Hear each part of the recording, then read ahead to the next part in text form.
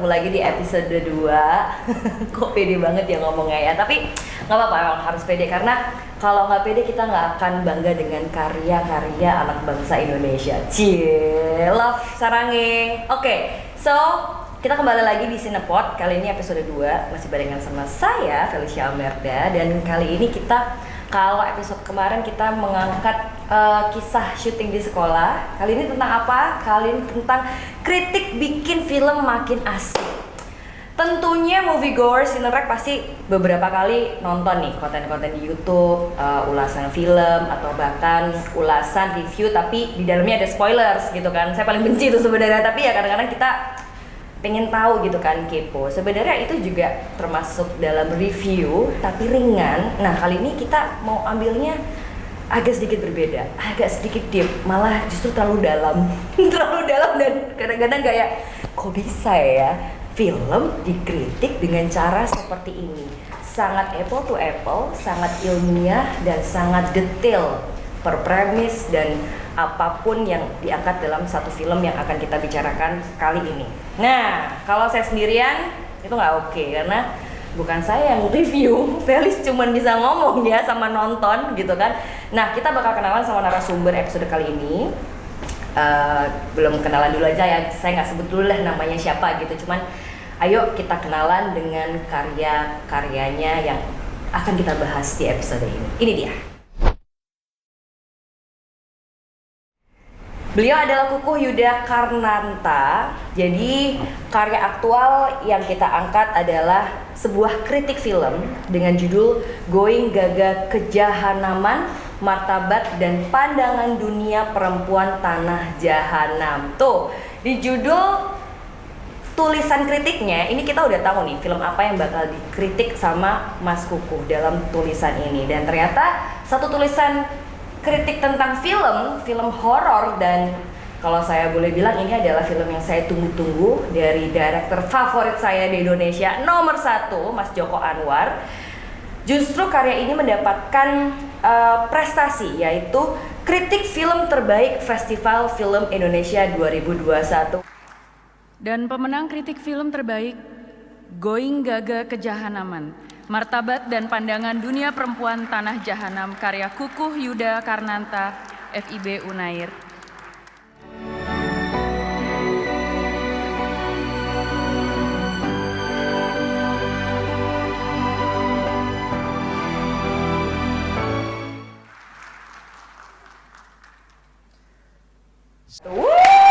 Edan sih. Kok bisa ya bikin kritik? Kalau kita aku bikin kritik deh ya. Gak bakal jago. Jadi Mas Kukuh ini adalah seorang penulis dan ternyata beliau juga seorang dosen di Fakultas Ilmu Budaya Unair, Universitas Airlangga. Dan langsung aja kita kenalan dengan beliau. Halo Mas Kukuh. Halo Feli. Enak Mas rokoknya? Asik. Aku nggak bisa rokokan di sini. Nanti ada yang cemburu. Loh. Jadi kita bakal ngobrol-ngobrol sama Mas Kukuh. Mas Kukuh ini yang seseorang yang berada di tulisan kritik film Perempuan Tanah Jahanam. Kok bisa sih film horor itu dikritik ya? Tapi sebelum kita ngobrol tentang kritik dan lain sebagainya, pertanyaan simpel saya adalah biar yang nonton ini juga nggak keliru. Sebenarnya kritik itu apa sih, Mas? Kritik itu memaknakan suatu film. Memaknakan suatu film, berarti mau positif mau negatif itu juga termasuk dalam satu kritik ya. Berarti kritik dan saran itu bener nggak? Kritik dan saran. Ternyata nggak benar ya, kritik ya kritik ya. Kritik ya kritik. Kritik ya kritik. Cuman dari tulisan ini saya sempat bikin iri banget sama Mas Kukuh karena Mas Kukuh datang ke malam penghargaan FFI yang saya tonton dan saya cuman tapi sempat Mas Kukuh dinobatkan mengambil trofi dan sempat kaget, hah Unair, hah apa gitu. Boleh cerita nggak sih Mas di momen-momen malam penghargaan itu kan banyak sineas tuh di situ dari sinematografi, director, ketemu Mbak Dian Sastro, cantik nggak? Banget. Sama aku cantik mana Mas? Pilihan langsung. Bisa cerita nggak Mas Kukuh? Ya itu satu pengalaman yang sangat berbeda. Jadi sebetulnya sebelumnya sudah ada sempat pengalaman di LA Light Indie Movie 2018 berapa ya, 2006 kalau nggak salah, itu awardingnya di Trans TV kalau nggak salah waktu itu. Terus tahun 2009 saya dapat award juga di Festival Film Dokumenter Jogja. Tapi itu kan festival film yang skalanya mungkin jauh lebih kecil ya daripada FFI.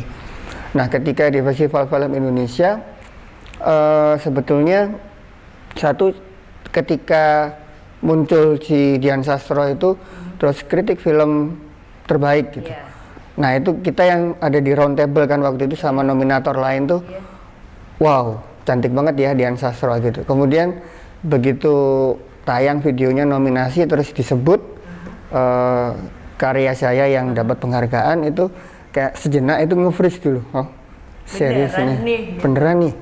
Terus sampai tepuk tangan selesai, terus spotlightnya nyari terus teman saya nyenggol yang sebelah itu, Mas maju.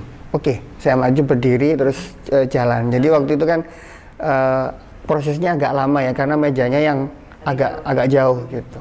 Terus jalan, ya sudah kayak begitu,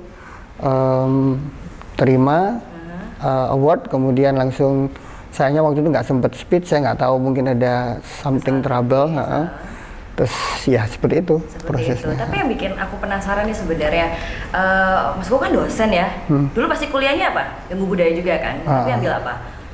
S1-nya Sastra Indonesia, kalau S2-nya di Gajah Mada itu media dan kajian kajian budaya. Terus menemukan apa ya, kesukaan di dunia film. Berarti kan mengkritik atau menulis tentang film itu kan bukan ini yang pertama dong, ya kan? Pasti ada beberapa sebelumnya gitu loh. Nah, menemukan ternyata suka juga nih memaknai sebuah film, itu gimana ceritanya, Mas?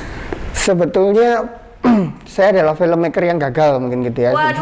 Bisa dikatakan begitu. Jadi tahun LA Light in the Movie itu mungkin pertama kali coba ikut pitching film, kemudian skrip saya dimenangkan oleh Dewan Juri lalu dapat dana untuk produksi.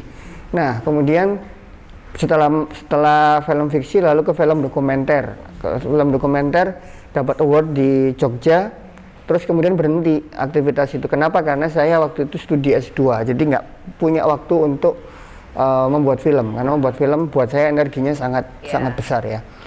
Nah, setelah itu saya hanya terlibat di mengajarkan film video making ke mahasiswa.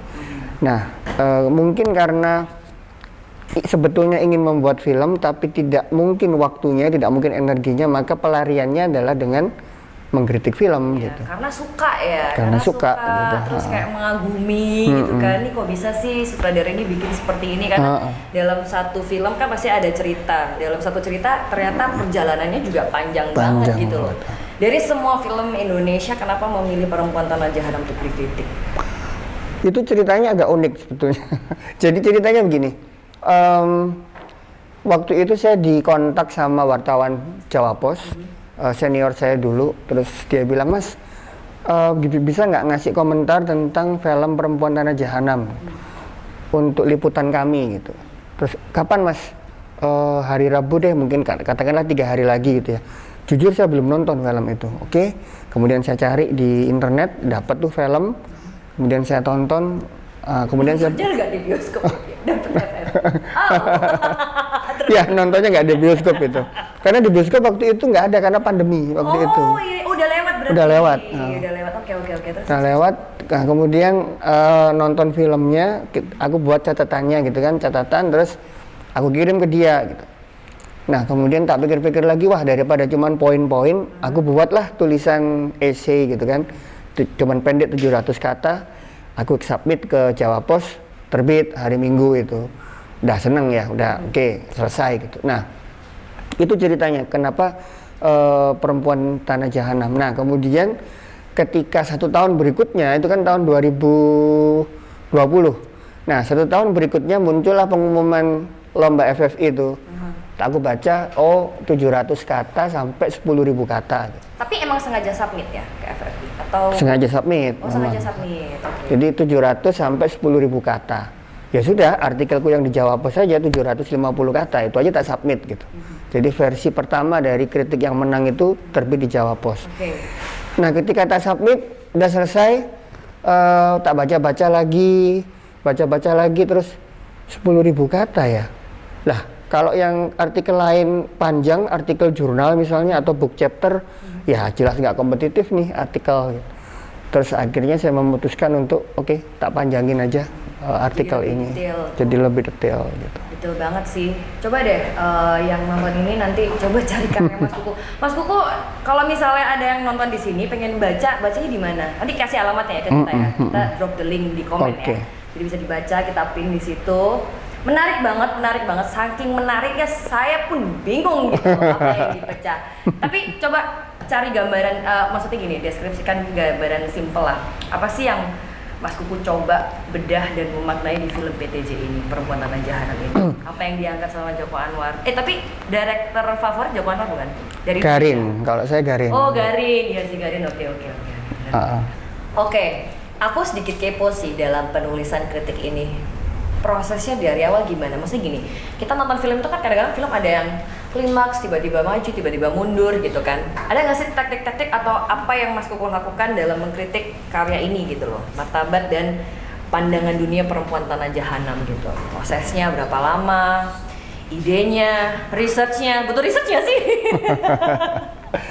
Iya, jadi yang tadi saya sempat katakan awalnya itu hanya artikel 700 kata ya, dalam tujuannya supaya dimuat di koran gitu.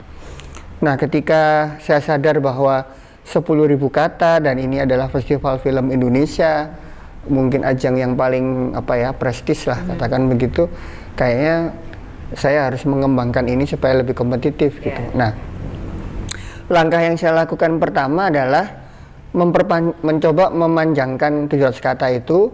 Jadi itu saya jadikan patokan awal, yang mau saya sampaikan tuh ini dan ini gitu. Kemudian langkah yang kedua, saya nonton filmnya lagi. Itu kalau dalam bahasa sederhana ya, mungkin sangat teknis, itu tekniknya adalah nonton, simak, dan catat gitu. Jadi kita menonton lagi, kita menyimak pada scene-scene tertentu yang menurut kita itu penting. Kemudian mencatat dialog yang menandakan ini adalah menunjukin premisnya nih, ini dialog yang penting nih gitu, dibuat gitu. Nah, prosesnya sendiri memakan waktu kurang lebih 1 bulan. Kebetulan banget waktu itu jeda break semester. Jadi kalau nggak jeda semester nggak mungkin saya bisa nulis. Ngurusin mahasiswa, jadi bukan ngurusin karya. Jadi menulis itu buat saya proses yang sangat soliter ya. Jadi menulis itu benar-benar butuh konsentrasi, kemudian kita membaca banyak artikel, menandai ini akan saya kutip, lalu dialog di film ini ketemu dan seterusnya. Itu waktunya 1 bulan. Itu saya tetap melakukan kewajiban bimbing mahasiswa. Kadang-kadang anak saya juga kadang-kadang nyari gitu, ayah mana. Jadi saya bangun lebih awal untuk ngetik itu, nggak tahu ya. Waktu itu saya pikir kayaknya ini kritik saya harus ikut seoptimal mungkin untuk festival ini gitu ya. Prinsipnya kan tulis sebaik-baiknya, kirim, lupakan gitu. Jadi effortless aja gitu, nothing tulus gitu kan. Nothing tulus gitu. Jadi udah 1 bulan, ada beberapa versi sebetulnya. Ini pertama kali saya sampaikan ini ya, ke emang dosen ya, bahwa kita kalau skripsi aja ini salah gitu, dia kan dosen jadi dia tahu banget gitu loh. Wah, curang nih Mas Kuku nih. ini artikel itu ada 3 versi sebetulnya. Yang pertama versi Jawa Pos, yang kedua itu versi kurang ajar kalau saya ngomong. Lebih brutal lagi nih. Lebih brutal itu. Lebih brutal tuh maksudnya lebih ada negatif sisinya atau mengkritik keras atau gimana? Sebetulnya lebih ke cara. Jadi cara saya mengkritik itu ada semacam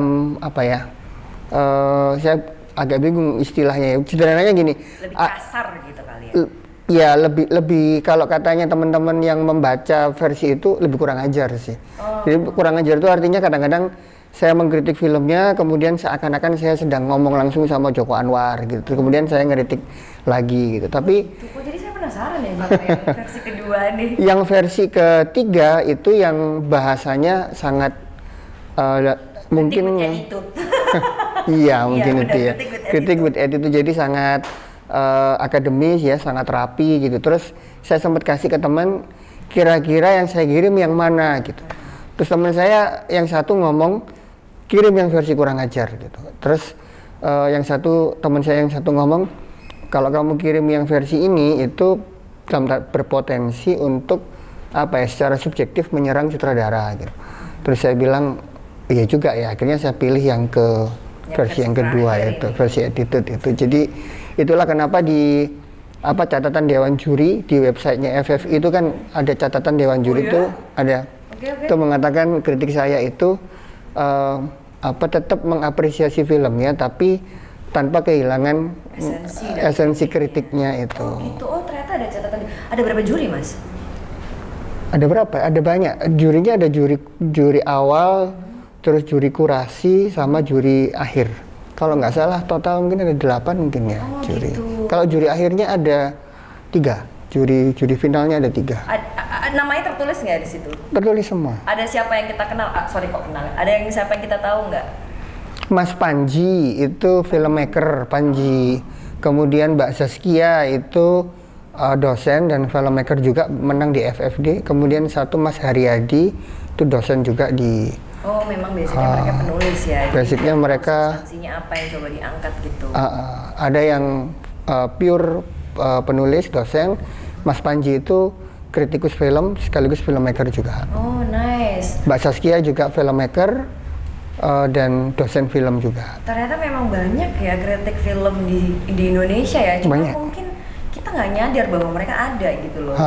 Ya kan? Ada. Gimana sih Mas? Kita yang nggak tahu, cari tahu karyanya mereka tuh. Maksudnya di media apa, di sosial medianya, atau memang sekarang itu di-upload di majalah? Kalau dulu kan majalah nih, koran. Sekarang kan semua serba digital. Maksudnya tahu nggak kita bacanya di mana? Banyak sebetulnya di platform-platform YouTube tuh ada aduh aku lupa namanya. Yang si Aulia itu wartawan Tirto itu lewat vlognya dia. Kemudian kalau Jonathan tuh di Cinema Poetica. Lalu ada montase film. Lalu ada Cinecrip atau apa ya namanya, ya Cinecrip ya kalau nggak salah. Itu yang platformnya pakai YouTube ya. Jadi pakai ya bergambar gitu ya. Jadi sekarang memang kritik film itu sangat berkembang, tidak hanya mengandalkan koran atau majalah. Semua orang bisa nulis kritik, tentu saja kualitasnya ya beragam ya. Tapi platformnya bisa macam-macam, bisa Facebook, bisa YouTube, bisa blog, bisa macam-macam. Ketika menulis ini, Mas Kuku ada diskusi dengan teman nggak? Ketika menulis? Ada, pasti. Oh ada, pasti Ya, ada. pasti ada. Harus ada ya Mas ya? Atau memang diskusi dengan orang lain tuh dihilangin aja gitu? Enggak, kita proses menulis kritik atau menulis apapun, itu kalau menurut saya itu proses soliter. Jadi kita benar-benar berhadapan hanya dengan komputer, dengan tulisan gitu. Tapi ketika draftnya sudah jadi, itu jauh lebih baik kalau dibaca oleh orang, kemudian orang memberikan feedback ke kita. Nah, jadi orang memberikan feedback, mungkin juga orang mengkritik tulisan kita, lalu kita mengevaluasi, merevisi gitu. Itu penting sih. Aku kasih pertanyaan, berapa kali kata-kata jahanam terulang itu di tadi itu? Jahanam. Jahanam. Udah deh banyak. Oke, sedikit biar yang nonton penasaran gitu kan, yang di rumah ini lagi penasaran apa sih yang coba diangkat gitu loh dalam isi kritikannya Mas Kuku tentang Perempuan Tanah Jahanam ini. Bisa di ya teaser dikit lah, trailer dikit lah, jangan spoiler. Yang bener-bener, wih kok bisa ya Joko Anwar nih mengangkat premis seperti ini, tema seperti ini gitu. Kalau menurut saya di artikel yang saya tulis itu sebetulnya bukan premis film, tapi premis kritik saya itu adalah film horor itu biasanya itu diremehkan, dianggap hanya menjual ketakutan gitu ya, keseraman gitu. Tapi buat saya film Perempuan Tanah Jahanam itu tidak menjual ketakutan atau keseraman, justru dia sebetulnya sedang ingin mengatakan mengenai martabat perempuan. Jadi dia bicara Perempuan Tanah Jahanam, judulnya Perempuan Tanah Jahanam, tapi yang ingin dia katakan menurut saya adalah martabat tentang perempuan, martabat tentang film horor, martabat tentang suatu hal yang disebut dengan dalam tanda petik bangsa Indonesia gitu, dan martabat dia sebagai sutradara. Bukan martabak telur ya? Tapi ini menarik, aku juga waktu itu baca ya tentang martabat. Mungkin yang nonton juga bingung, hah martabat dari mananya nih gitu, dari mananya nih martabat? Bisa diceritain nggak dari yang mana sih? Oke. Ada kata-kata karakter itu mencoba membuktikan atau mencari martabatnya gitu. Oke. Kita buat kata padanan dari martabat ya, harga diri perempuan gitu ya. Itu kelihatan dari pertama si tokoh Maya itu kan dia memutuskan untuk balik ke atau mencari asal usulnya di desa. Itu sebetulnya kan dia ingin mencari harta warisan satu. Maya ini yang Tara Basro ya? Tara Basro. Nah kemudian yang kedua, alasan itu dibungkus juga dengan ingin mencari asal usul keluarganya, orang tuanya, karena dia kan nggak pernah tahu orang tuanya. Jadi menurut saya itu adalah suatu upaya untuk menunjukkan harga diri dia sebagai seorang anak. Masa sih anak nggak tahu orang tuanya gitu. Kemudian si Marissa Anita ya, siapa? Marissa Anita Dini itu harga diri dia sebagai seorang sahabat. Waktu itu dialognya mengatakan, kamu kan sahabat gue gitu, jadi kalau kamu pergi ya aku harus nemenin, siapa lagi kalau nggak bukan aku gitu. Kemudian siapa itu Asmara Abigail Ratih itu menegaskan tokoh itu sebetulnya mau mengatakan harga diri dia sebagai seorang istri yang meskipun suaminya nggak ada, ketika dia dirayu dia mau ngancem, oh kalau kamu deket aku bunuh diri, tak hantuin kamu. Jadi dia mempertahankan harga diri dia sebagai ya ada tuh scene yang kayak gitu kan, perempuan dia jatuh terus kakinya patah itu kan. Kemudian siapa Nyimis nih, si Christine Hakim itu dia ingin menunjukkan harga diri dia sebagai seorang ibu yang melindungi anaknya.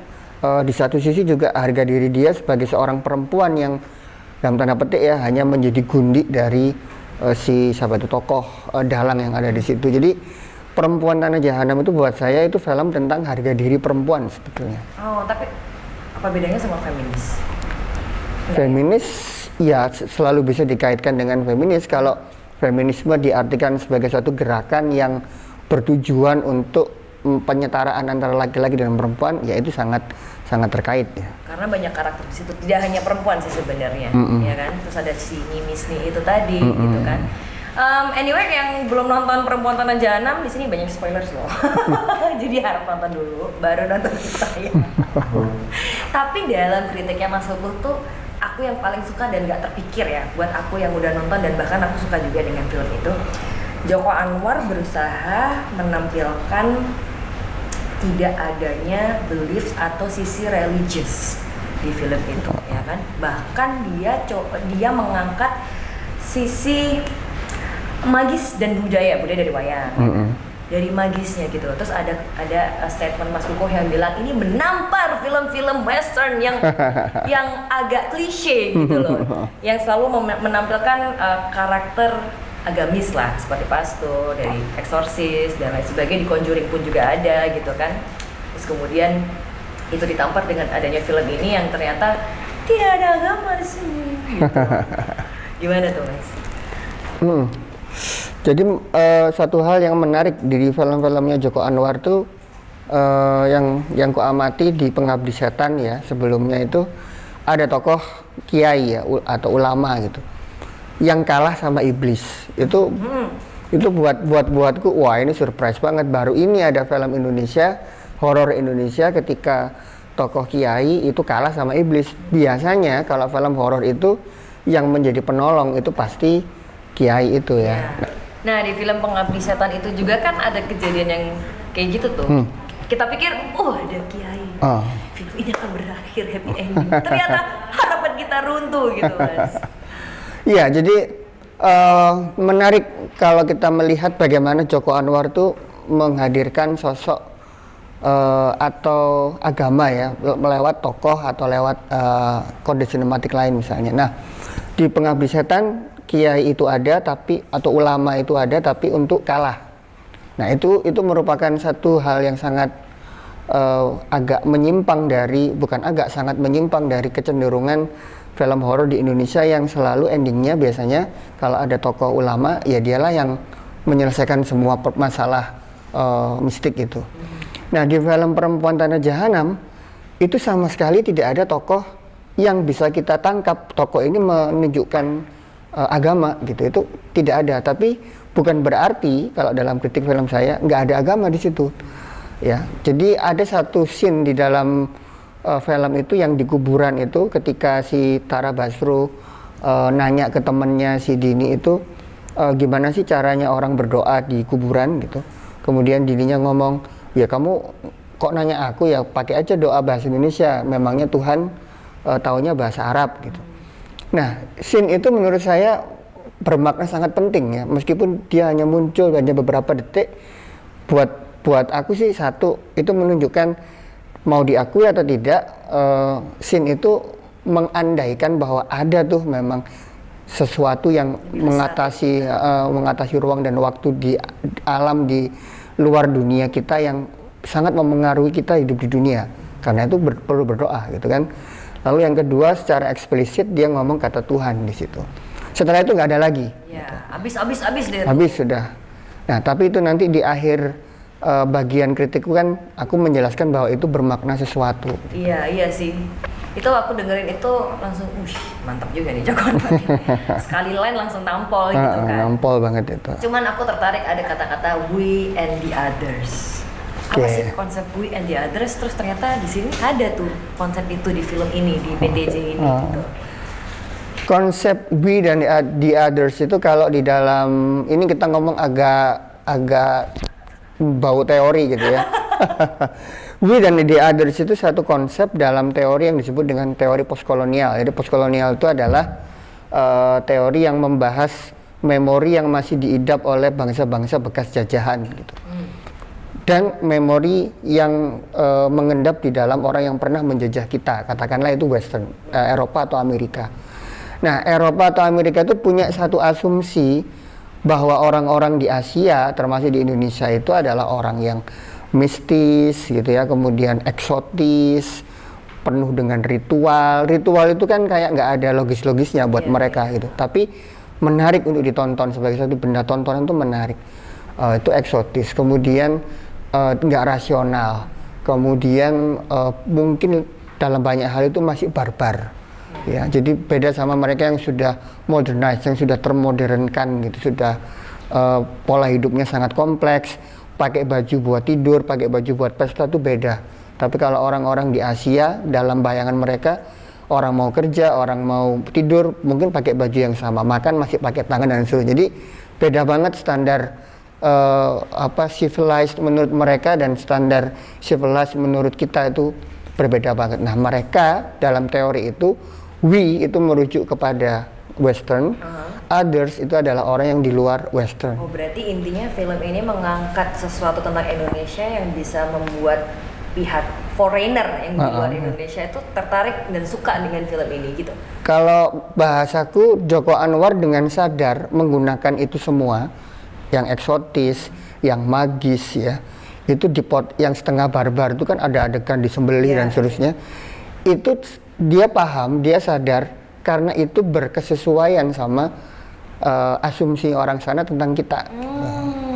Karena memang target audiens dari Perempuan Tanah Jahanam itu, kalau menurut saya, tidak semata-mata membidik segmen Indonesia, tapi membidik segmen luar. Oh, menjadi pembuktian. Oh, pencarian martabat juga dong buat sang director, ya nggak sih? Itu dia. Kamu cenayang ya Mas?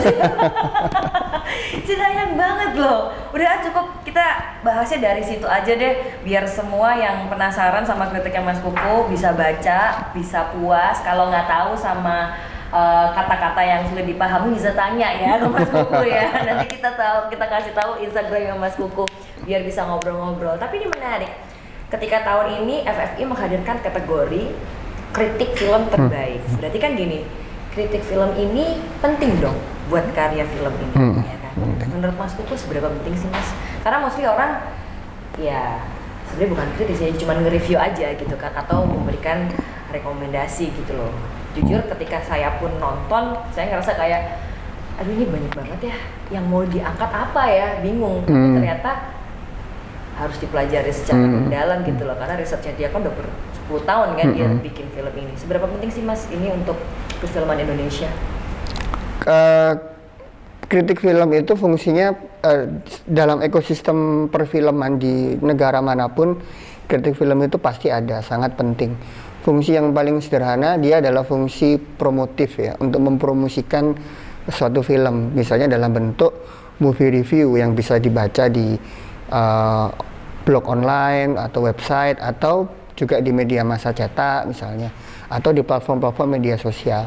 Jadi fungsinya dia kayak semacam memberikan sinopsis film ini tentang apa sih gitu, kemudian aktornya siapa, kemudian ratingnya berapa gitu. Jadi tujuannya adalah calon penonton yang ada banyak pilihan film di bioskop gitu, kenapa dia memilih nonton film A dulu atau B dulu, itu terbantu oleh kritik film itu.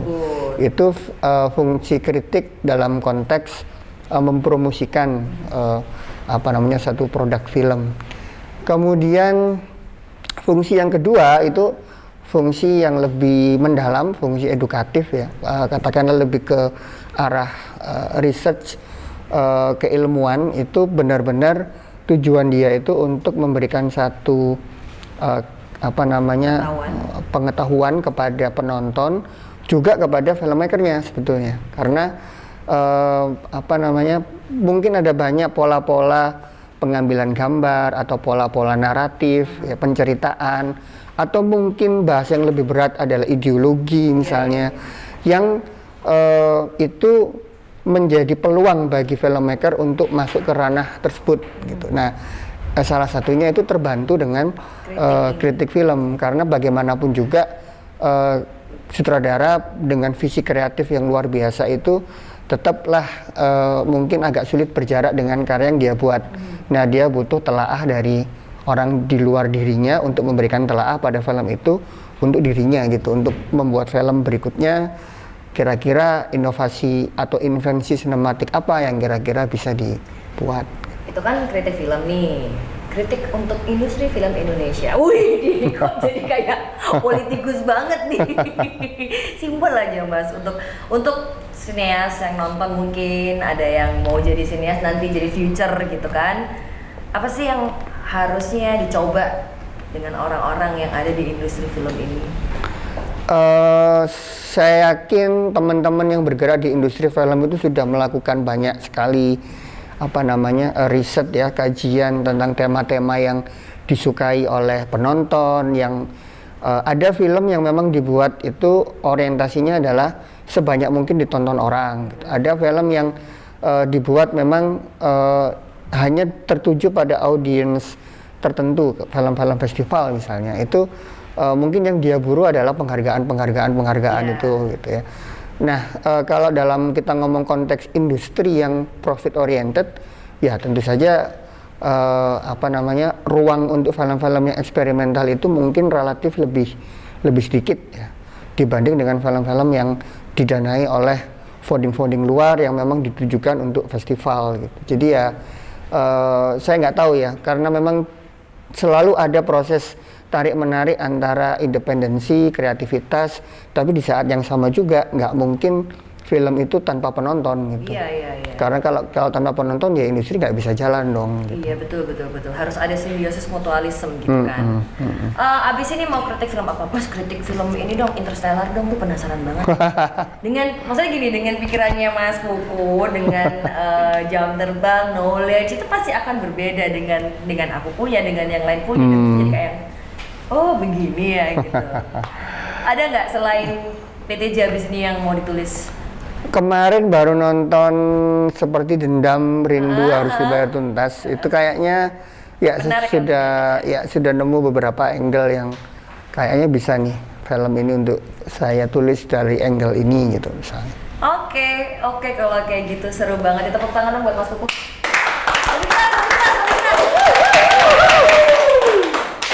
Seru banget tadi kita ngobrol-ngobrol sama Mas Kuku, tapi memang kita nggak bisa panjang. Kalau panjang nanti kita jadi kayak beda jurnal ya. Udah kayak kuliah 3 SKS loh, Bapak ini kan dosen.